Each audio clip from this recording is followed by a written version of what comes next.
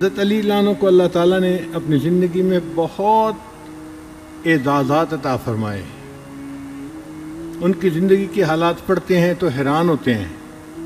ان میں سے ایک اعزاز یہ بھی تھا کہ جب نبی علیہ الصلوۃ والسلام نے ہجرت فرمائی تو آپ صلی اللہ علیہ وسلم نے حضرت علی عنہ کو بلایا اور فرمایا کہ تم میرے بستر پر میری چادر لے کر لیٹ جاؤ، سو جاؤ، اور فلاں فلاں بندے کی امانتیں میرے پاس ہیں، کل یہ امانتیں ان لوگوں کے حوالے کر کے پھر تم ہجرت کر کے مدینہ آ جانا۔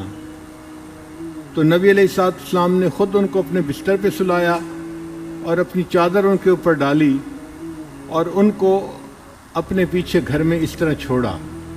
یہ حضرت علی عنہ کی سعادت تھی۔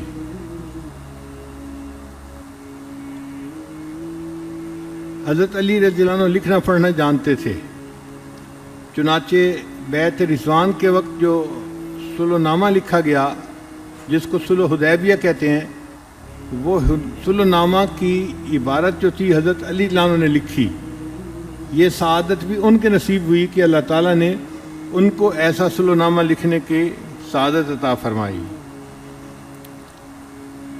حضرت علی عنہ اپنے ذاتی نوٹس بنایا کرتے تھے، چنانچہ انہوں نے نبی علیہ السلام کے زمانے میں کچھ احادیث کو لکھ لیا تھا جو صحیفہ علی کے نام سے مشہور تھے۔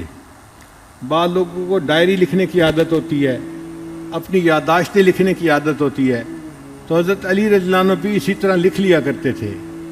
تو صحیفہ علی وہ حدیث کی دستاویز ہے کہ جو نبی علیہ السلام کے زمانے میں حضرت علی نے لکھی، اور اس کے اندر تقریباً 786 احادیث تھیں اور ساری کی ساری صحیح سند کے ساتھ آگے منقول ہیں۔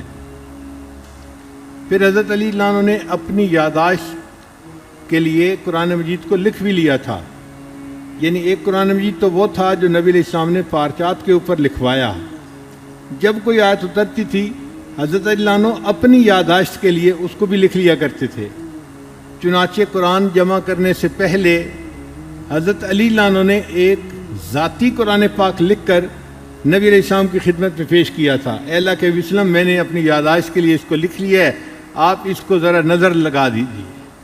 تو نبی علیہ السلام نے اس کو دیکھا تو خوشی کا اظہار فرمایا۔ حضرت علی عنہ فرمایا کرتے تھے کہ مجھے اللہ تعالیٰ نے قرآن مجید کا علم اس قدر عطا کیا ہے، سلونی ما شئتم، تم جو چاہو قرآن کی آیات کے بارے میں مجھ سے پوچھو، انا اعلم این نزلت، مجھے پتہ ہے کون سی آیت کہاں نازل ہوئی، فی ای وقت نزلت، کس وقت کے اندر نازل ہوئی، لئی نزلت، کس مقصد کے لیے نازل ہوئی۔ یعنی جو آیات کا شان نزول ہے وہ مجھے اتنا معلوم ہے کہ جس آیت کا معلوم کرو گے میں اسی آیت کا شان نزول تو آپ کو بتا سکتا ہوں۔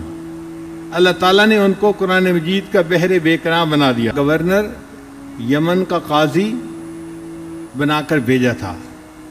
حضرت علی عنہ نے عرض کیا، اے اللہ کے وسلم، میری عمر بہت چھوٹی ہے، ابھی تو بالکل ابتدائی جوانی کی عمر ہے، اس جوانی کی عمر میں قاضی بن کے جا رہا ہوں تو میں وہاں جا کے کیا فیصلے کروں گا۔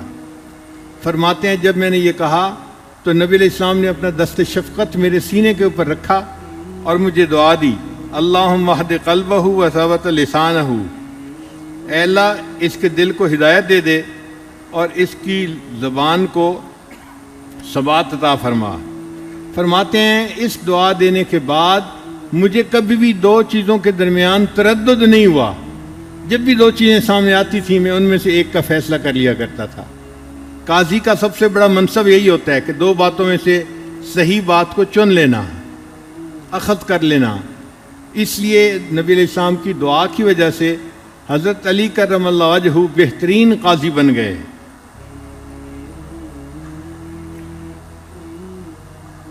حدیث پاک میں ہے کہ نبی علیہ السلام نے ارشاد فرمایا، اقرؤہم بکتاب اللہ ابی بن کعب،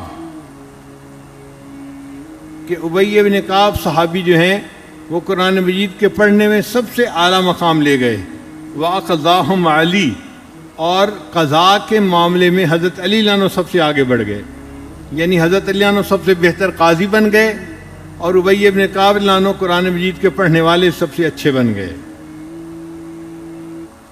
حضرت عمر عنہ فرمایا کرتے تھے کہ اللہ تعالیٰ نے حضرت علی عنہ کو 3 ایسی سعادتیں دی ہیں کہ جن کے اوپر میں حیران ہوتا ہوں. مجھے سرخ اونٹ دے دیے جائیں، ان کی نسبت یہ سعادتیں مجھے حاصل ہونا زیادہ پسند ہے. پہلی سعادت تزوج لسیدۃ نساء العالمین فاطمہ الزہرا، کہ حضرت علی رضی اللہ عنہ کا نکاح خاتون جنت سیدہ فاطمہ الزہرا رضی اللہ تعالی عنہا کے ساتھ ہوا. یہ وہ سعادت ہے جو کائنات میں حضرت علی رضی اللہ عنہ کو ہی حاصل ہوئی. اور دوسری بات، ان رسول اللہ صلی اللہ علیہ وسلم عطاہ الرایۃ یوم خیبر، نبی علیہ السلام نے خیبر کے دن جھنڈا ان کو عطا کیا تھا. ہوا یہ کہ نبی علیہ السلام نے خیبر کو فتح کرنے میں کچھ وقت لگا. یہ خیبر یہودیوں کی بستی تھی اور یہود بڑے مالدار تھے، اور جو مالدار بندے ہوتے ہیں وہ اپنی تجوریاں چھپانے کے لیے بڑے انتظامات کرتے ہیں. لہٰذا انہوں نے ایک قلعہ نہیں بنایا تھا، بلکہ ایک شہر کے اندر بڑے بڑے مالداروں نے اپنے اپنے قلعے بنائے ہوئے تھے. آپ یوں سمجھیں کہ ایک گھر ایک قلعہ بنا ہوا تھا. حضرت مولانا محمد نافع رحمۃ اللہ علیہ لکھتے ہیں کہ 12 بڑے بڑے قلعے ایسے تھے جو ذاتی تھے ان کے، اور ہر ایک جو ہے وہ ایک قلعہ بنا ہوا تھا. تو خیبر کو فتح کرنے کے لیے 12 قلعوں کو فتح کرنا پڑا. اس لیے وقت بھی لگا اور یہاں پر بہت محنت بھی کرنی پڑی. تو صحابہ کرام نے بڑی جانفشانی سے یہاں جہاد کیا اور قلعوں کو فتح کرتے رہے. ایک قلعہ تھا جس کا فتح کرنا بہت مشکل بن گیا تھا کہ بنانے والے نے اس کو ایسا بنایا تھا کہ اس کے اندر داخل ہونا ہی مشکل تھا. وہ اپنی پوزیشنوں پہ لوگ بیٹھ کے دور سے تیر پھینکتے تھے اور مسلمانوں کو قریب بھی نہیں آنے دیتے تھے. تو ایک رات نبی علیہ الصلوۃ والسلام نے فرمایا، لَأُعْطِيَنَّ هَذِهِ الرَّایَةُ غَدًا رَجُلًا يَفْتَحُ اللَّهُ عَلَى يَدَيْهِ، میں کل یہ جھنڈا اس بندے کو دوں گا جس کے ہاتھ پہ اللہ فتح عطا فرمائے گا. وہ بندہ اللہ اور اس کے محبوب کو پسند ہوگا، اور وہ بندہ اللہ اور اس کے محبوب سے محبت کرنے والا ہوگا. جب نبی علیہ السلام نے یہ الفاظ ادا فرمائے تو صحابہ کہتے ہیں کہ ہم میں سے ہر بندے کے دل میں تمنا تھی کہ کاش یہ جھنڈا ہمارے ہاتھ میں دے دیا جائے. ساری رات ہم یہی سوچتے رہے کہ دیکھتے ہیں کہ یہ کس خوش قسمت کے ہاتھ میں جاتا ہے.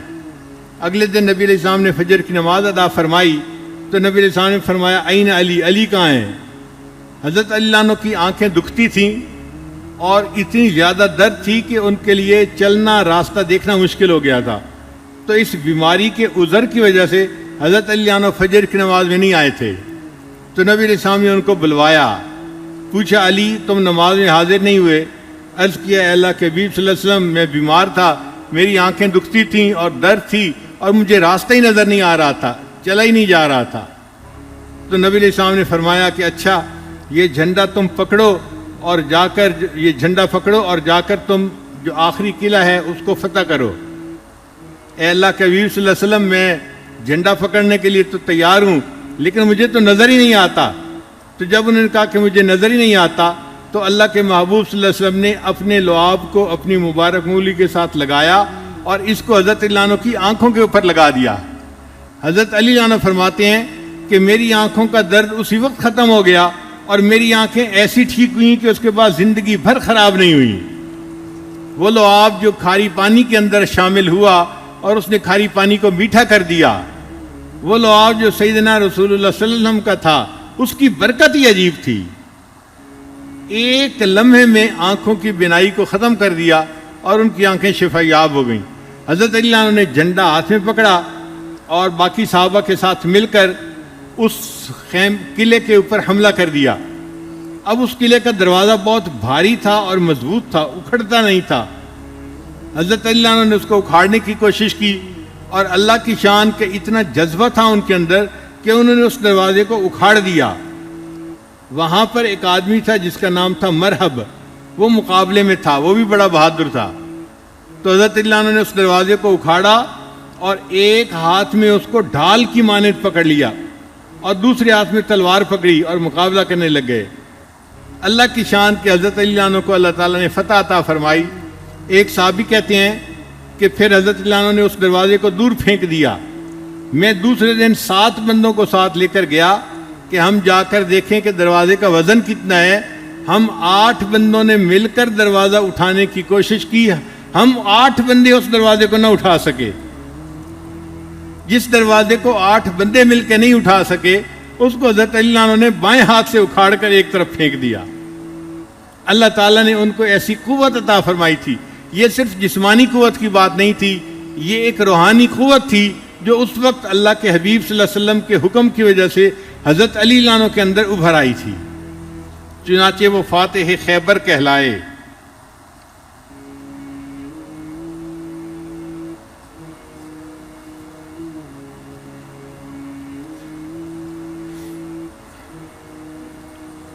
تو پہلی بات کہ سیدہ فاطمہ الزہرا رضی اللہ تعالیٰ عنہ ان کے نکاح میں تھیں، ایک یہ اعزاز، اور دوسرا اعزاز کہ ان کو خیبر کے دن جھنڈا عطا کیا نبی علیہ السلام نے، اور تیسری بات کہ نبی علیہ السلام نے ارشاد فرمایا علی میرے اور تیرے سوا جنبی حالت میں مسجد میں سے گزرنا کسی بندے کے لیے جائز نہیں ہے، کیونکہ ان کے گھر ایسے بنے ہوئے تھے کہ مسجد کے بالکل قریب ان کے گھر تھے، حجرے مسجد کے ساتھ تھے۔ نبی علیہ السلام کے بھی جو حجرات تھے ساتھ مسجد تھی، حضرت علی رضی اللہ عنہ کا جو حجرہ تھا ساتھ مسجد تھی، تو آتے جاتے کئی مرتبہ گزرنا پڑ جاتا تھا۔ تو نبی علیہ السلام نے فرمایا علی میرے اور تیرے سوا کسی جنوبی مسجد بندے کے لیے مسجد میں سے گزرنا جائز نہیں ہے۔ یہ چھوٹ اور رعایت بھی اللہ تعالیٰ نے حضرت علی رضی اللہ عنہ کو عطا فرمائی تھی۔ حضرت علی عنہ کی 2 کنیتیں تھیں، ایک تو آپ کے بڑے صاحبزادے تھے حضرت حسن رضی اللہ تعالیٰ عنہ، تو ان کی وجہ سے آپ کی کنیت تھی ابو الحسن۔ حضرت علی عنہ کے 3 بیٹے تھے، ایک حسن، ایک حسین اور ایک محسن، مگر محسن جو تھے وہ چھوٹی عمر میں فوت ہو گئے تھے، بچپن میں ہی، اس لیے ان کے 2 بیٹے گئے جاتے ہیں، ورنہ حقیقت میں فاطمہ الزہرا رضی اللہ تعالیٰ عنہ کے 3 بیٹے تھے، حسن، حسین اور محسن۔ محسن چونکہ چھوٹے تھے اور فوت ہو گئے، اس لیے ان کا کتابوں میں تذکرہ زیادہ نہیں آتا۔ اور 2 صاحبزادیاں تھیں سیدہ فاطمہ الزہرا رضی اللہ عنہ کی، ایک زینب اور ایک ام کلثوم۔ زینب بھی چھوٹی عمر میں فوت ہو گئی تھی، اور ام کلثوم جو تھی وہ بڑی ہوئی، اور ان کا نکاح حضرت عمر رضی اللہ عنہ کے ساتھ ہوا تھا۔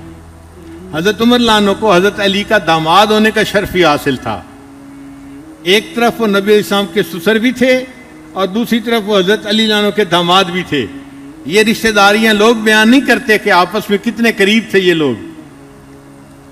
تو اہل بیت کے ساتھ حضرت عمر رضی اللہ عنہ کا دوہرا تعلق تھا۔ تو ایک ان کی کنیت تھی ابو الحسن، اور دوسری ان کی کنیت تھی ابو تراب۔ تراب کہتے ہیں مٹی کو، ابو تراب مٹی کے باپ۔ ہوا یہ کہ ایک مرتبہ نبی علیہ السلام سیدہ فاطمہ الزہرا رضی اللہ عنہ کو ملنے کے لیے تشریف لائے۔ حضرت علی عنہ گھر پہ نہیں تھے، پوچھا فاطمہ علی کہاں ہیں؟ اے اللہ کے حبیب صلی اللہ علیہ وسلم میرے ساتھ کسی بات پر آپس میں تھوڑی رنجش سی ہو گئی تھی، طلع کلامی سی ہو گئی تھی، انسانوں کی طبیعتیں ہیں، بس ایسے ہی ہو گئی تھی، تو وہ خاموشی سے چلے گئے، غصے میں گھر سے چلے گئے۔ حضرت علی عنہ جب گھر سے نکلے تو تھکے ہوئے تھے، ایک دیوار کے سائے میں جا کے زمین کے اوپر ہی لیٹ گئے، اور ان کو نیند آ گئی۔ نبی علیہ السلام گھر سے نکلے حضرت علی عنہ کو ڈھونڈنے کے لیے، تو ایک جگہ دیکھا کہ زمین کے اوپر ہی لیٹے ہوئے ہیں، ان کے جسم پہ بھی مٹی لگی ہوئی ہے اور ان کے سر پہ بھی مٹی لگی ہوئی ہے۔ تو نبی علیہ السلام نے فرمایا ابو تراب اٹھو، یعنی ابو تراب کا لفظ نبی علیہ السلام نے استعمال فرمایا، اے مٹی کے باپ اٹھو۔ تو انہوں نے اس کو اپنی کنیت ہی بنا لیا۔ ان کو جب ابو الحسن کہا جاتا تھا تو حضرت علی عنہ فرمایا کرتے تھے مجھے یہ زیادہ پسند ہے کہ تم مجھے ابو تراب کے نام سے پکارو، میرے آقا نے مجھے اس نام سے پکارا تھا۔ حضرت علی عنہ کی یہ خوبی تھی کہ وہ نبی علیہ الصلوۃ والسلام سے اس وقت میں بھی بات کر لیا کرتے تھے جب کبھی نبی علیہ السلام غصے میں ہوتے تھے، جلال میں ہوتے تھے، اس وقت ابو بکر و عمر کی بھی ہمت نہیں پڑتی تھی بات کرنے کی، مگر حضرت علی عنہ کا چونکہ بہت گہرا تعلق تھا، داماد بھی تھے، بیٹے کی طرح بھی تھے، رشتہ دار بھی تھے، کزن بھی تھے، گھر کے بچے تھے، تو حضرت علی عنہ جرأت کر کے اس وقت بھی بات کر لیا کرتے تھے، اور کئی مرتبہ نبی علیہ السلام کے ساتھ مذاق بھی کر لیا کرتے تھے۔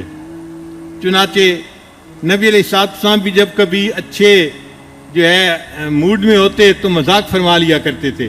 یہ نبی علیہ الصلوۃ والسلام کی خصوصی صفت ہے، ورنہ آپ کا روب ایسا تھا کہ آپ کے ساتھ بات کرنا لوگوں کو مشکل ہوتا تھا۔ وہ کہتے تھے کہ آپ کے سامنے بولنا مشکل ہوتا تھا، تو اللہ کے نبی صلی اللہ علیہ وسلم ان کے سامنے روب کو کم کرنے کے لیے کبھی کبھی خوش طبعی بھی فرما لیا کرتے تھے۔ چنانچہ حضرت انس نبی علیہ السلام کے خادم تھے، تو نبی علیہ السلام نے ان کو ایک دفعہ فرمایا یا ذل اذنین، او دو کانوں والے۔ اب دیکھیں ہر بندہ دو کانوں والا ہے، مگر ان کو جب دو کانوں والے کہا تو ان کو یہ لفظ بڑا اچھا لگا کہ میرے آقا صلی اللہ علیہ وسلم نے مجھے دو کانوں والا کہا ہے۔ یا ذل اذنین، بات سچ بھی ہوتی تھی مگر بات کے اندر مزاح بھی ہوتا تھا، یہ نبی علیہ السلام کی خصوصیت تھی۔ چنانچہ ایک مرتبہ ایک بوڑھی عورت نبی علیہ السلام کی خدمت میں حاضر ہوئی، پوچھنے لگی کہ اے اللہ کے نبی وسلم کیا میں جنت میں جاؤں گی؟ تو نبی علیہ السلام نے فرمایا جنت میں کوئی بوڑھی عورت داخل نہیں ہوگی۔ جب نبی علیہ السلام نے یہ فرمایا تو وہ عورت تو بڑی غمزدہ ہوئی اور رونے لگ گئی، روتے روتے حال برا کر لیا۔ ام المومنین نے دیکھا تو انہوں نے کہا اے اللہ کے نبی وسلم یہ عورت اتنا رو رہی ہے اور آپ فرما رہے ہیں کہ کوئی بوڑھی عورت جنت میں نہیں جائے گی۔ تو نبی علیہ السلام نے فرمایا میں جو کہہ رہا ہوں سچ کہہ رہا ہوں، یہ بوڑھی عورت جوان بن کر جنت میں جائے گی، بوڑھی داخل نہیں ہوگی۔ ایک مرتبہ ایک صحابی نے نبی علیہ السلام سے اونٹ مانگا تو نبی علیہ السلام نے فرمایا میں اونٹ کا بچہ دے سکتا ہوں۔ وہ بڑا پریشان، مجھے سامان اٹھانا ہے، مجھے تو بھرپور جوان اونٹ چاہیے، اور نبی علیہ السلام فرماتے ہیں میں اونٹ کا بچہ دے سکتا ہوں۔ وہ کافی دیر منتیں کرتے رہے، اے اللہ کے نبی سے مجھے بڑا اونٹ چاہیے، بھرپور اونٹ چاہیے۔ پھر نبی علیہ السلام نے جب دیکھا کہ کافی دیر ہو گئی تو فرمایا بھائی میں تمہیں جو بھی بڑا اونٹ دوں گا وہ بھی تو کسی اونٹ کا بچہ ہی ہوگا نا۔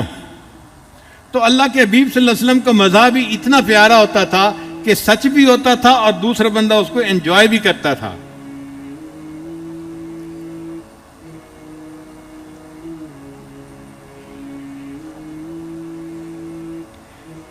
ایک دفعہ چند صحابہ تھے نبی علیہ السلام کی خدمت میں، حضرت علی رضی اللہ عنہ بھی ان میں شامل تھے۔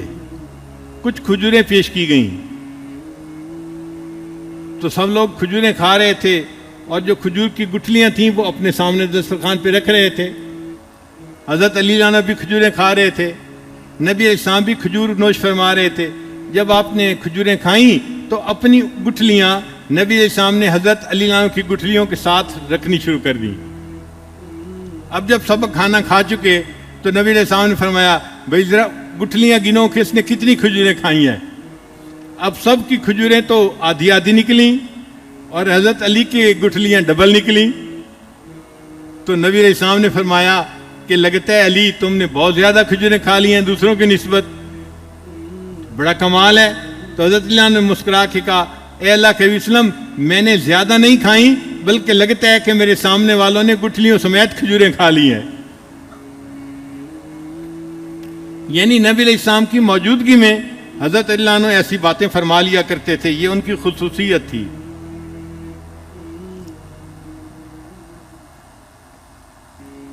حدیث پاک میں ہے کہ نبی علیہ السلام نے ایک مرتبہ انہیں ارشاد فرمایا کہ علی تم عشرہ مبشرہ میں سے ایک ہو۔ حضرت علی اللہ عنہ امت کے بے مثال خطیب اور بے مثال مجاہد تھے کہ یہ 1000 بندوں کے برابر طاقت رکھتا ہے۔ یعنی آپ سمجھیں کہ وہ اپنے وقت کا گاما پہلوان تھا، اتنا مشہور تھا، اس کے سامنے لوگ آتے ہوئے گھبراتے تھے کہ اس بندے کے پاس تو 1000 بندوں کی طاقت ہے، اس کا کیسے مقابلہ کیا جا سکتا ہے۔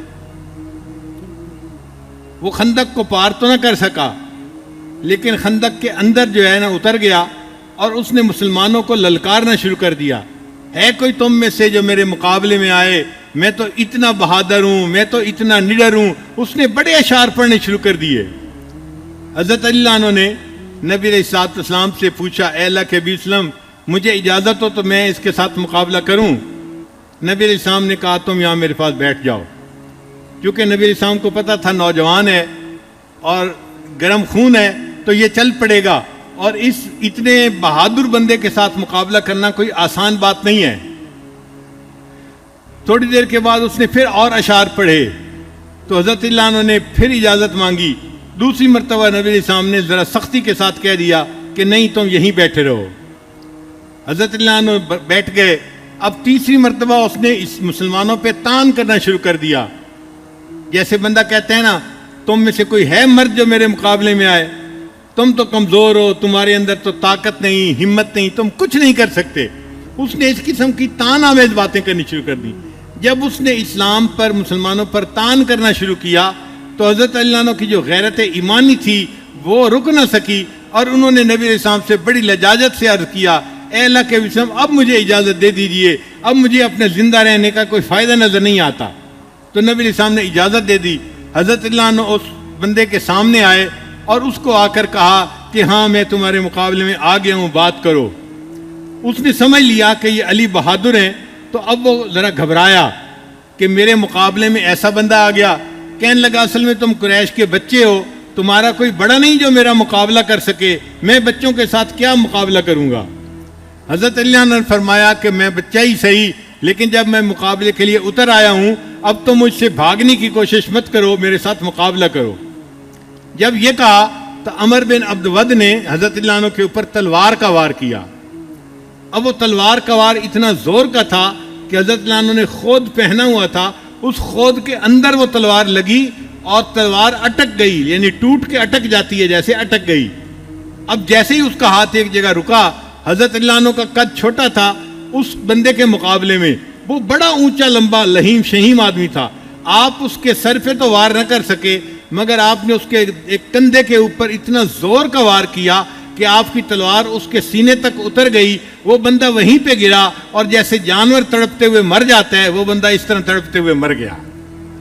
اللہ تعالیٰ نے حضرت علی عنہ کو ایک اسلام کے اتنے بڑے دشمن کو قتل کرنے کی بھی سعادت عطا فرمائی.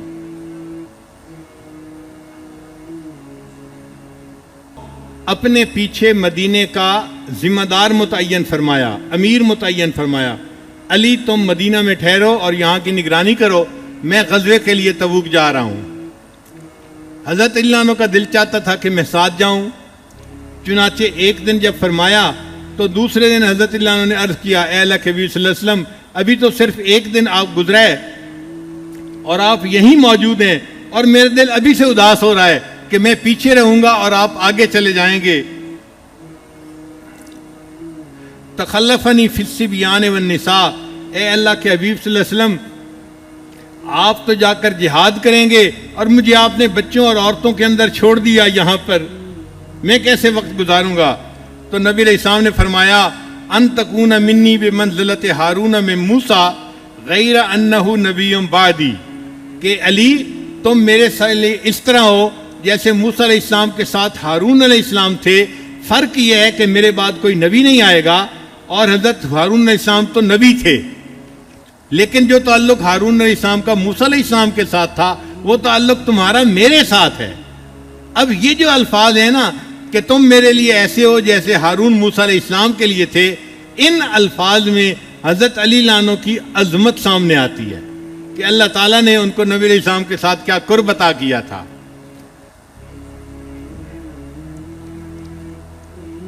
حضرت موسیٰ علیہ السلام نے حضرت ہارون علیہ السلام کو فرمایا تھا کہ میں تو کوطور پہ جا رہا ہوں, فخلفنی فی قومی ولا واصلح ولا تتبع سبیل المفسدین. تو جیسے حضرت موسیٰ علیہ السلام نے ہارون علیہ السلام کو اپنے پیچھے نائب بنایا تھا, نبی علیہ السلام نے سیدنا علی رضی اللہ عنہ کو اپنے پیچھے نائب مدینہ میں متعین فرما دیا. یہ ان کی زندگی کی کتنی بڑی سعادت ہے, آپ اندازہ لگائیے. ایک مرتبہ نجران کا وفد آیا نبی علیہ السلام کی خدمت میں, اس میں 60 آدمی تھے. نجران کے جو بڑے امیر آدمی تھے, معزز آدمی تھے, بہت زیادہ با اثر آدمی تھے, وہ سب اس میں شامل تھے. حضرات صحابہ فرام فرماتے ہیں ہم نے ایسا وفد کبھی نہیں دیکھا, اتنے معزز آدمیوں کا وفد. یہ عبد المسیح کے ساتھ آئے تھے, یہ ایک بندہ تھا جو عیسائی تھا, وہ ان کو لے کے آیا تھا. اس نے آ کے نبی علیہ السلام کے ساتھ مناظرہ کیا. مناظرے میں اس نے کہا کہ دیکھیں حضرت عیسیٰ علیہ السلام بغیر باپ کے پیدا ہوئے, لہذا حضرت عیسیٰ علیہ السلام اللہ کے بیٹے ہیں.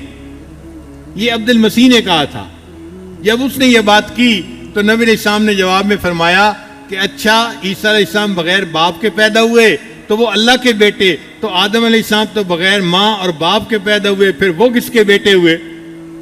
ایسی بات تھی کہ فبہت الذی کفر، وہ بالکل مبہوت ہو کے رہ گیا، کوئی جواب نہیں دے سکا۔ اب جب لاجواب ہو گیا تو کہنے لگا اچھا ہم جاتے ہیں اور سوچ کے پھر دوبارہ کبھی آئیں گے۔ اللہ تعالیٰ نے اپنے حبیب صلی اللہ علیہ وسلم کو وہی فرما دی، میرے محبوب صلی اللہ علیہ وسلم ان کو یہاں سے ایسے ہی نہ جانے دیں، بلکہ ان کو مبالغے کی دعوت دیں تاکہ حق اور باطل واضح ہو جائے۔ چنانچہ قرآن مجید کی آیات اتریں کہ ندعو ابناءنا و ابناءکم و نساءنا و نساءکم و انفسنا و انفسکم ثم نبتہل فنجعل لعنت اللہ علی الکافرین۔ تو نبی علیہ السلام نے جب ان کو مبالغہ کی دعوت دی تو نبی علیہ السلام اپنے گھر والوں کو لے کر نکلے۔ اب ان گھر والوں میں کون تھے؟ حضرت علی رضی اللہ تعالیٰ عنہ، سیدہ فاطمہ الزہرا رضی اللہ تعالیٰ عنہا، اور سیدنا حسن اور حسین، حسنین کریمین، وہ بھی ساتھ تھے۔ حدیث میں آتا ہے کہ نبی علیہ السلام نے ان سب کو اپنے پاس اکٹھا کر کے فرمایا اللہم ہؤلاء اہلی، اے اللہ یہ میرے اہل ہیں۔ اور پھر آپ ان کافروں کے پاس آئے اور فرمایا کہ دیکھو میں اپنے گھر والوں کو لے کے آ گیا ہوں، اب تم بھی میرے سامنے آؤ اور ہم ایک دوسرے کے ساتھ مبالغہ کرتے ہیں۔ مگر کفر کے اندر طاقت نہیں ہوتی، اس نے پھر بہانہ بنایا نہیں ہم مبالغہ پھر کبھی کریں گے، اور بہانہ بنا کر وہ وہاں سے فرار ہو گئے۔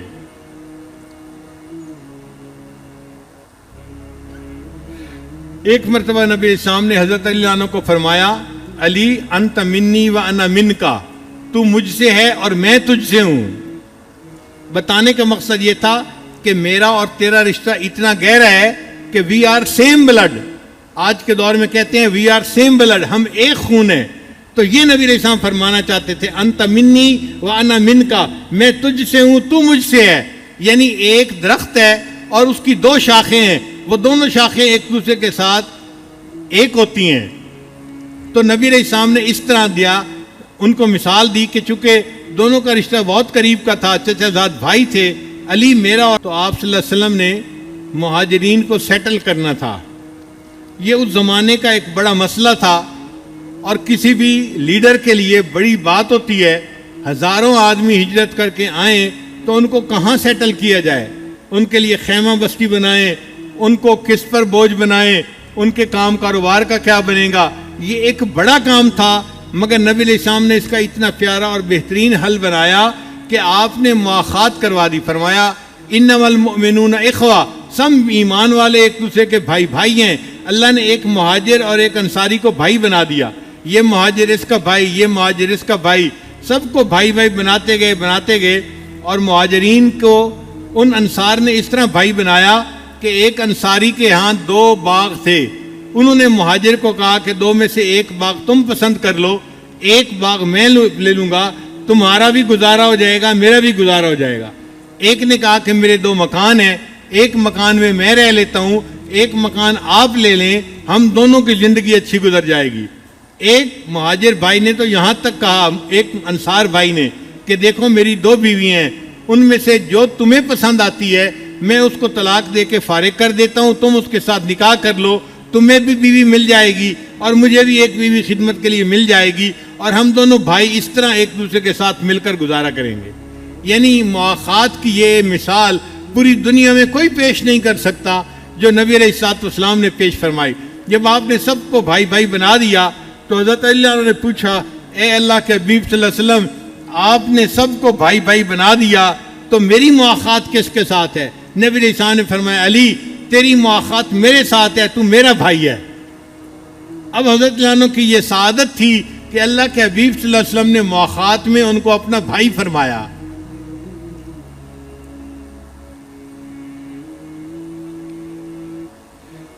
پھر نبی علیہ السلام نے فرمایا انت اخی فی الدنیا والآخرہ، علی تو دنیا اور آخرت میں میرا بھائی ہے۔ ایک حدیث میں نبی علیہ السلام نے فرمایا لا یحبنی الا مومن ولا یبغضنی الا منافق، علی تو ان سے محبت نہیں کر سکتا مگر وہی جو مومن ہوگا، اور تجھ سے وہی بندہ بغض رکھے گا جو منافق ہوگا۔ صحابہ کرام کہتے ہیں کہ نبی علیہ السلام کی اس حدیث کی وجہ سے ہم دیکھا کرتے تھے جس بندے کے دل میں حضرت علی کی محبت ہوا کرتی تھی ہم اسے مومن سمجھتے تھے، جس کے دل میں اعتراض ہوتے تھے ہم اس کو منافق سمجھا کرتے تھے۔ الحمدللہ آج اہل سنت والجماعت کے جتنے حضرات ہیں سب حضرت علی عنہ سے بے پناہ محبت کرتے ہیں، خلفائے راشدین چاروں حضرات سے بے پناہ محبت کرتے ہیں۔ اما عائشہ صدیقہ رضی اللہ عنہا کے گھر میں آئیں، پوچھا کہ نبی علیہ السلام کہاں ہیں؟ فرمایا کہ وہ تو کہیں گئے ہوئے ہیں۔ تو حضرت فاطمہ واپس چلی گئیں۔ جب نبی علیہ السلام واپس تشریف لائے تو ام المومنین نے بتایا نبی علیہ السلام کو کہ جاءت عائشہ، اے اللہ کے حبیب صلی اللہ علیہ وسلم، جاءت فاطمہ، فاطمہ آئی تھی۔ اب جب فاطمہ آئی تھیں تو نبی علیہ السلام سیدہ فاطمہ کے گھر تشریف لے آئے۔ حضرت علی عنہ فرماتے ہیں کہ میں اور فاطمہ ہم ایک بستر پر سو گئے تھے۔ اس زمانے کا بستر کیا ہوتا تھا؟ ایک ٹاٹ ہوتا تھا، وہ بچھا دیا جاتا تھا، اس کے اوپر لیٹ جایا کرتے تھے، وہی ان کا بستر کہلاتا تھا۔ چونکہ رات کا وقت ہو چکا تھا سونے کا، تو فرماتے ہیں کہ ہم دونوں سو چکے تھے۔ اللہ کے حبیب صلی اللہ علیہ وسلم جب آئے تو دروازہ کیا تھا؟ ٹاٹ کا ایک کپڑا تھا جو لٹکا ہوا تھا، یہ دروازہ ہوا کرتا تھا، لکڑی کے دروازے نہیں تھے۔ عائشہ رضی اللہ عنہا کے دروازے پر بھی لکڑی کا ایک کپڑا تھا، ایک کپڑا تھا موٹا جو دروازہ کہلاتا تھا، تو پردہ تھا، پردہ ہٹا کے آ جاتے تھے۔ تو نبی علیہ السلام نے آواز دی اور پردہ ہٹایا اور اندر تشریف لے آئے۔ حضرت علی عنہ فرماتے ہیں کہ میں نے چاہا کہ میں اٹھ کے بیٹھ جاؤں، تو نبی علیہ السلام نے فرمایا الا مکانکما، تم دونوں جہاں ہو اسی حال میں رہو، تمہیں ہلنے جلنے کی ضرورت نہیں ہے۔ فرماتے ہیں کہ سیدہ فاطمہ الزہرا بھی لیٹی ہوئی تھیں اور ساتھ میں قریب میں بھی لیٹا ہوا تھا۔ نبی علیہ السلام تشریف لائے اور ہم دونوں کے درمیان میں بیٹھ گئے۔ اس طرح بیٹھے کہ نبی علیہ السلام کی ایک جو ٹانگ مبارک تھی وہ میرے جسم کے ساتھ لگ رہی تھی، اور جو دوسری ٹانگ تھی وہ سیدہ فاطمہ الزہرا کے جسم سے لگ رہی تھی۔ وہ فرماتے ہیں کہ اللہ کے حبیب صلی اللہ علیہ وسلم اس طرح ہم دونوں کے درمیان آ کر بیٹھ گئے، اور پھر پوچھا بیٹی فاطمہ کیا تو مجھے ملنے کے لیے آئی تھی؟ عرض کیا ہے ابا جان میں ملنے کے لیے آئی تھی۔ کیا مقصد تھا ملنے کا؟ ابا جان آپ کے پاس بہت ساری باندیاں آئی ہیں، غلام آئے ہیں، اور میں گھر میں اکیلی ہوں، سارے کام مجھے کرنے پڑتے ہیں، میں کھانا بھی بناتی ہوں اور گھر کے برتن بھی دھوتی ہوں، جھاڑو بھی دیتی ہوں، باقی کام بھی کرتی ہوں، اور میرے ہاتھوں میں گٹے پڑ گئے ہیں، تو میں نے چاہا کہ کوئی مجھے آپ باندی دے دیں، خادم دے دیں، تو مجھے گھر میں آسانی ہو جائے گی کاموں میں۔ نبی صاحب نے فرمایا فاطمہ اگر تم چاہو تو میں تمہیں یہ بھی دے سکتا ہوں، لیکن اگر چاہو تو میں تمہیں اس سے ایک بہتر چیز دے دیتا ہوں۔ انہوں نے عرض کیا اللہ کے نبی صلی اللہ علیہ وسلم یہ بہتر چیز مجھے آپ عطا فرما دیجئے۔ نبی صاحب نے فرمایا بہتر چیز یہ ہے کہ جب نماز پڑھا کرو تو نماز کے آخر پر 33 مرتبہ سبحان اللہ، 33 مرتبہ الحمدللہ اور 34 مرتبہ اللہ اکبر پڑھ لیا کرو۔ یہ باندی یا غلام ملنے سے زیادہ بہتر ہے۔ سیدہ فاطمہ الزہرا اس کے اوپر خوش ہو گئیں اور یہ تسبیحات فاطمہ کہلائیں۔ حضرت علی عنہ فرماتے تھے یہ تسبیحات فاطمہ کا بتانا، یہ نبی علیہ الصلوۃ والسلام کا، یہ بھی میرے لیے ایک اعزاز کی بات ہے۔ آپ صلی اللہ علیہ وسلم میرے بستر کے اوپر آ کر بیٹھے اور آپ نے یہ عمل عطا فرمایا جس عمل سے پوری امت نے فائدہ اٹھایا۔ 9 ہجری میں فرض ہوا تھا، اور پہلے سال نبی علیہ السلام نے حضرت ابوبکر صدیق کو رضی اللہ عنہ کو امیر حج بنا کر بھیجا تھا اور انہوں نے حج فرمایا تھا۔ پھر اگلے سال نبی علیہ السلام خود امیر حج بن کر تشریف لائے، اس کو حجۃ الوداع کہتے ہیں۔ تو حجۃ الوداع میں صحابہ کرام نبی علیہ السلام کے ساتھ مدینہ سے مکہ آئے تھے۔ حضرت علی عنہ اس وقت یمن میں تھے، وہ یمن سے ایک جماعت لے کر مکہ مکرمہ پہنچے اور وہاں ان کی نبی علیہ السلام سے ملاقات ہوئی۔ نبی علیہ السلام نے ان سے پوچھا بما احللتا، علی تم نے کون سا احرام باندھا ہوا ہے؟ حج 3 طرح کے ہوتے ہیں، حج افراد، حج قران اور حج تمتع۔ تو نبی علیہ السلام پوچھنا چاہتے تھے کہ تم نے کس حج کی نیت کی ہے؟ تو حضرت علی عنہ کو تو پتہ نہیں تھا کہ نبی علیہ السلام نے کس حج کی نیت کی ہے۔ حضرت علی عنہ نے بڑا خوبصورت جواب دیا، ان کا اے اللہ کے حبیب صلی اللہ علیہ وسلم احللت بما احل بہ النبی صلی اللہ علیہ وسلم، میں نے نیت کرتے ہوئے یہ نیت کی تھی اے اللہ میرے آقا صلی اللہ علیہ وسلم نے جس حج کا احرام باندھا ہے میں بھی اسی حج کا احرام باندھ رہا ہوں۔ آپ اندازہ لگائیے محبت کا کیا عالم تھا۔ چنانچہ انہوں نے پھر حج قران کیا۔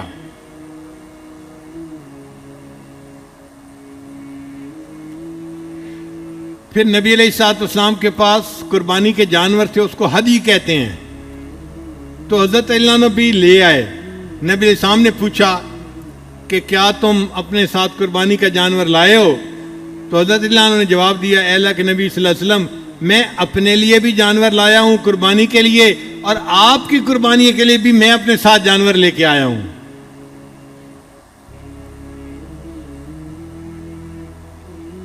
نبی علیہ الصلوۃ والسلام نے 100 اونٹ قربان کیے، ان میں سے 63 اونٹ اللہ کے معبود صلی اللہ علیہ وسلم نے خود ذبح فرمائے، اور جو 63 کے بعد باقی تھے اس کے لیے حضرت علی عنہ کے ذمہ لگایا کہ میری طرف سے باقی اونٹ کی قربانی آپ دے دیجئے۔ تو یہ سعادت بھی حضرت علی عنہ کو ملی کہ نبی علیہ السلام کے اونٹ انہوں نے اپنے ہاتھ سے قربان کیے۔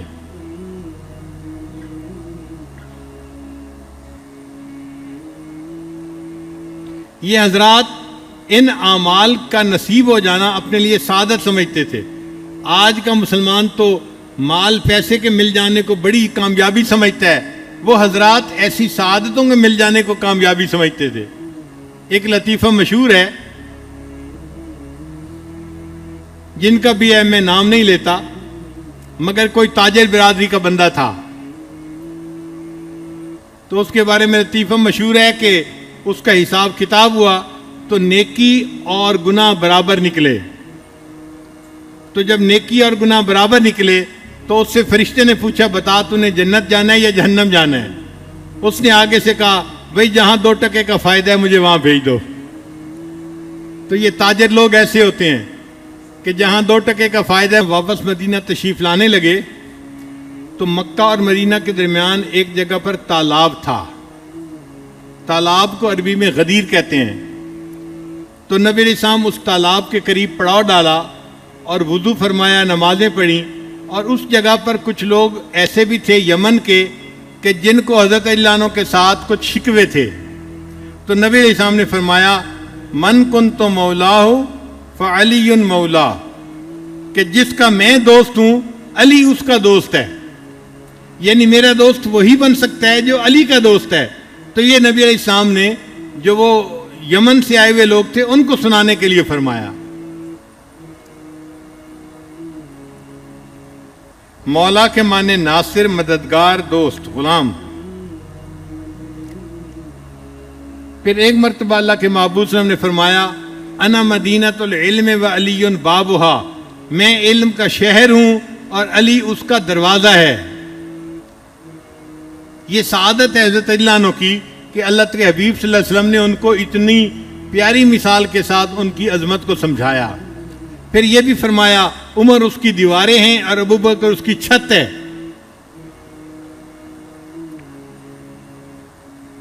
مگر جو مشہور ہے وہ یہیں تک چند الفاظ ہیں، انا مدینۃ العلم و علی بابھا۔ اب اس کا نقصان کیا ہوا کہ جو ذرا ضرورت سے زیادہ آگے نکلنے والے لوگ ہیں وہ اس سے مراد یہ لیتے ہیں کہ جی بس علم تو حضرت علی کے پاس تھا اور تو کسی کے پاس تھا ہی نہیں۔ گھر میں بندہ داخل ہوتا ہے دروازے سے داخل ہوتا ہے۔ پہلی بات تو یہ سن لیں کہ نبی علیہ السلام نے یہ نہیں کہا کہ انا بیت العلم، میں علم کا گھر ہوں، اور گھر کا دروازہ ایک ہوتا ہے۔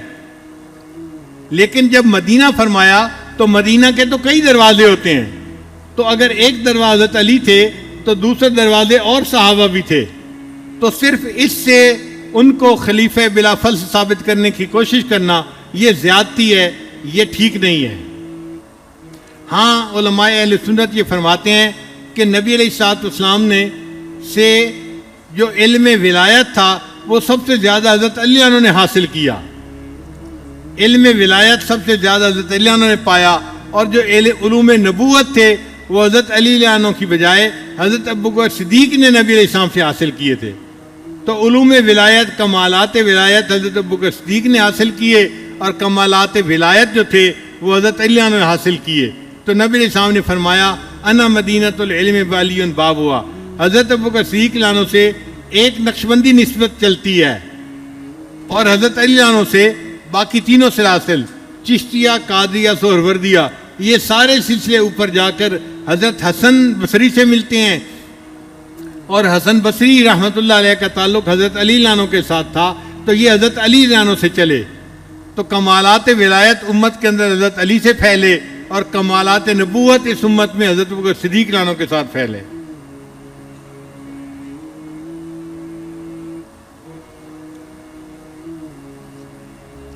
خاص طور پر آپ کے جو فیصلے ہوا کرتے تھے وہ بہت زیادہ جامع اور مدلل ہوتے تھے۔ حضرت عمر لانو بھی آپ کے فیصلوں کا بڑا احترام فرمایا کرتے تھے۔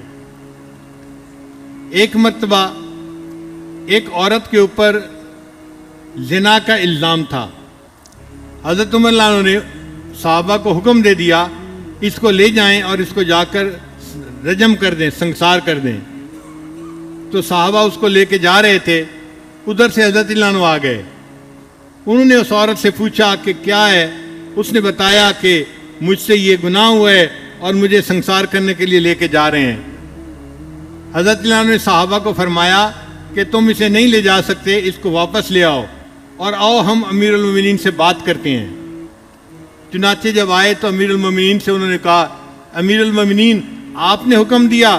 فرمایا ہاں میں نے حکم دیا ہے کہ اس کو رجم کر دو، اس نے گناہ کا اقرار کر لیا ہے۔ حضرت علی عنہ نے فرمایا امیر المومنین آپ اس کو رجم کا حکم اس لیے نہیں دے سکتے کہ یہ عورت حاملہ ہے، اور عورت جب تک حاملہ ہو اس کو رجم نہیں کیا جا سکتا۔ اگر عورت کو رجم کیا جائے گا تو جو بچہ پیٹ میں پرورش پا رہا ہے وہ ویسے ہی مر جائے گا، تو یہ ناحق قتل کی شریعت اجازت نہیں دیتی۔ اتنا انتظار کرنا پڑے گا کہ بچہ پیدا ہو جائے اور عورت اس وقت سنسار کی جائے۔ تو حضرت عمر اللہ نے فرمایا لولا علی لہلک عمر، اگر علی نہ ہوتے تو عمر تو ہلاک ہی ہو جاتا۔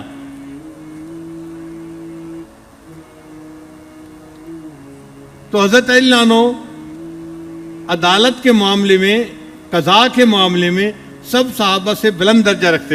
حضرت ابوبکر صدیق عنہ، حضرت عمر عنہ تینوں جا رہے تھے، ایک طرف حضرت ابوبکر صدیق تھے اور دوسری طرف حضرت عمر عنہ تھے۔ ان دونوں حضرات کے قد ذرا لمبے تھے اور درمیان میں حضرت علی عنہ چل رہے تھے، اور حضرت علی عنہ کا قد تھوڑا چھوٹا تھا، جسم کے مضبوط تھے، ٹھوس تھے، بہت طاقتور تھے، مگر قد اتنا بڑا نہیں تھا۔ تو درمیان میں حضرت علی عنہ چل رہے تھے۔ حضرت علی عنہ کو مذاق سوجا، انہوں نے مذاق کیا کہ دیکھو ہم تینوں چل رہے ہیں تو جس طرح لنا کا لفظ ہوتا ہے نا کہ دونوں طرف اونچا ہوتا ہے، ایک طرف لام اور ایک طرف الف، اور درمیان میں چھوٹا نون ہوتا ہے، علی تم نون کی طرح ہو، ہم دونوں لام اور الف کی مانند ہے، ہم تینوں لنا بن کے چل رہے ہیں۔ حضرت علی نے فوراً جواب دیا ہاں اگر لنا کے لفظ سے نون کو نکال دیا جائے تو باقی لا رہ جاتا ہے، تو مجھے اگر تم تین میں سے نکال دیا جائے میرے بغیر تم بھی لا کی مانند ہو۔ تو اللہ تعالیٰ نے ان کو بہت ذہانت عطا فرمائی تھی۔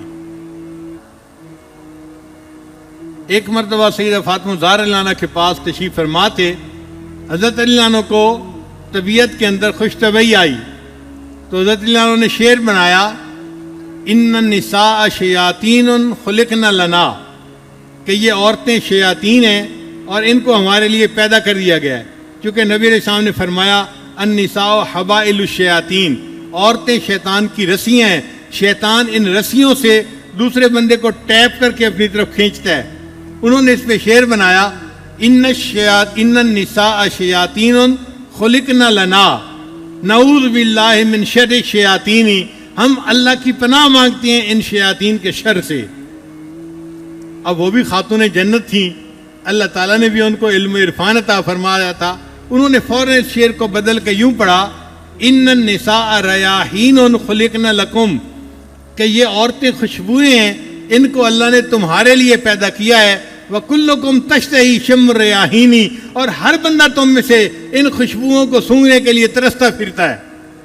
تو حضرت علی عنہ مسکرا پڑے، فاطمہ تم نے میرا اچھا جواب دے دیا۔ تو اللہ کی شان کہ اللہ تعالیٰ نے سیدنا علی کرم اللہ وجہہ کو بہت ذہانت عطا فرمائی تھی۔ چنانچہ ایک مرتبہ ایک مقدمہ لایا گیا اور وہ مقدمہ بھی عجیب تھا۔ دو بندے تھے، مسافر تھے، سفر پہ چل رہے تھے، کھانے کا وقت ہوا تو ایک نے اپنی 5 روٹیاں نکالیں اور دوسرے بندے نے اپنی 8 روٹیاں نکالیں اور مل کے کھانے لگے۔ ایک تیسرا آدمی بھی شامل ہو گیا۔ سب نے کھانا کھایا. کھانا کھانے کے بعد جو تیسرا بندہ تھا اس نے 8 دینار دیے روٹیوں کے بدلے میں. اب جس کی 5 روٹیاں تھیں وہ کہتا تھا کہ 5 دینار میں لیتا ہوں، اور جس کی 3 روٹیاں ہیں وہ 3 دینار لے لے. مگر 3 دینار والا جھگڑا کر رہا تھا، نہیں مجھے زیادہ چاہیے. اب یہ مقدمہ حضرت علی عنہ کے پاس آیا.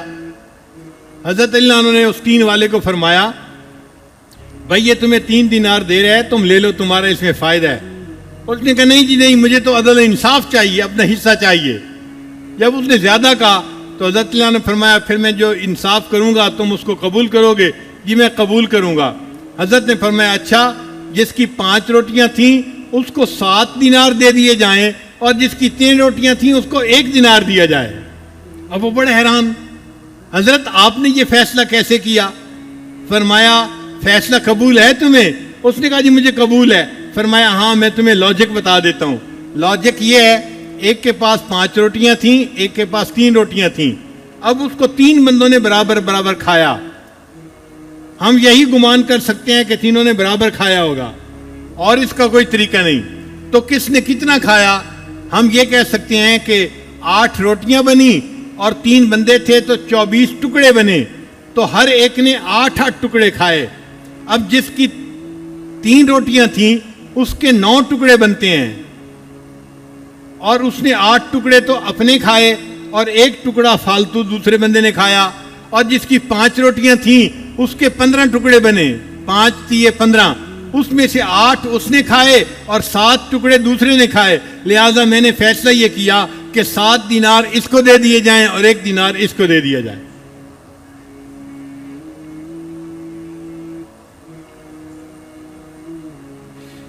ایک خارجی تھا، وہ حضرت علی عنہ کی خدمت میں حاضر ہوا اور اعتراض کرنے لگا حضرت آپ سے پہلے جو خلفائے راشدین تھے ان کے زمانے میں بڑی فتوحات ہوئیں، اسلام بڑا پھیلا، ان کے زمانے میں بڑا امن اور سکون تھا، اور آپ کے دور خلافت میں تو بس خانہ جنگی ہی ہوتی رہی، آپس میں ہی لڑتے رہے، اسی میں ہی وقت گزر گیا. حضرت علی عنہ نے اس کی بات سنی اور فرمایا کہ دیکھو جو مجھ سے پہلے خلفائے راشدین گزرے ان کے مشیر ہم تھے اور ہمارے مشیر تم ہو، اس لیے ان کے زمانے میں فتوحات ہوئیں اور ہمارے زمانے میں خانہ جنگی میں ہی وقت گزر گیا. ایسا جواب دیا کہ وہ بندہ منہ لٹکا کے چلا گیا. کا آدمی تھا ابو ملجم، وہ کسی عورت پر عاشق تھا اور چاہتا تھا کہ اس کے ساتھ نکاح کرے، شادی کرے. اس نے عورت کو رشتہ پیش کیا. عورت نے کہا کہ میری 3 باتیں ہیں، 2 باتیں ہیں، ان کو پورا کر دو تو میں نکاح کر لوں گی. کون سی 2 باتیں؟ اس نے کہا ایک بات تو یہ کہ 3000 مہر ہوگا نکاح کا. اس نے کہا ٹھیک، قبول ہے مجھے. اس نے کہا دوسری بات یہ کہ میرے قبیلے کے لوگوں کو حضرت علی عنہ نے بہت قتل کروایا ہے، یعنی جنگ ہوئی تھی آپس میں حضرت علی عنہ کے سامنے، تو حضرت علی عنہ کی فوج نے ان کے لوگوں کو خوب مارا تھا. کہنے لگی کہ اس کا میرے دل میں بڑا غصہ ہے اور میں چاہتی ہوں کہ تم حضرت علی کو شہید کرو. اس بدبخت نے اس شرط کو بھی قبول کر لیا. چنانچہ اس کے لیے اس نے ایک خنجر کو زہر میں بھگویا تاکہ اس خنجر کا وار لگے تو خنجر کے وار سے بندہ اگرچہ نہ بھی مرے، زہر کے اثر سے وہ مر جائے. محرم کی 17 رمضان مبارک کی 17 کی صبح تھی. وہ ایک جگہ چھپ کر بیٹھ گیا.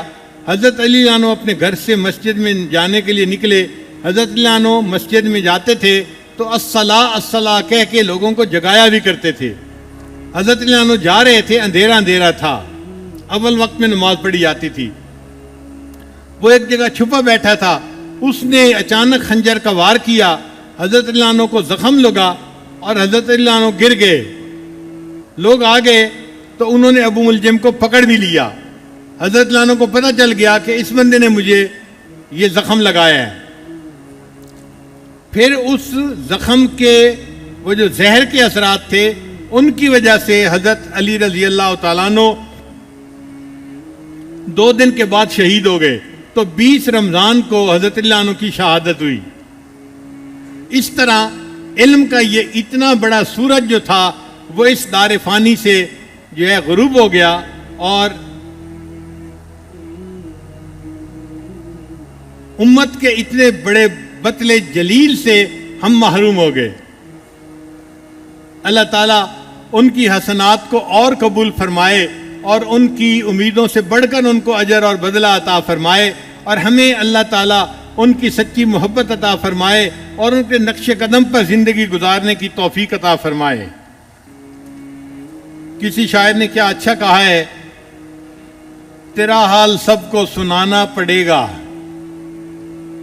تیرا حال سب کو سنانا پڑے گا، زمانے کو پھر سے جگانا پڑے گا، گرایا تھا جس نعرے سے تو نے خیبر، وہی نعرہ پھر اب لگانا پڑے گا، بہت مار کھائی ہے غیروں سے ہم نے، تیری راہ پہ خود کو لانا پڑے گا، جسے رکھ دیا ہم نے مشکل سمجھ کر، وہی بھاری پتھر اٹھانا پڑے گا،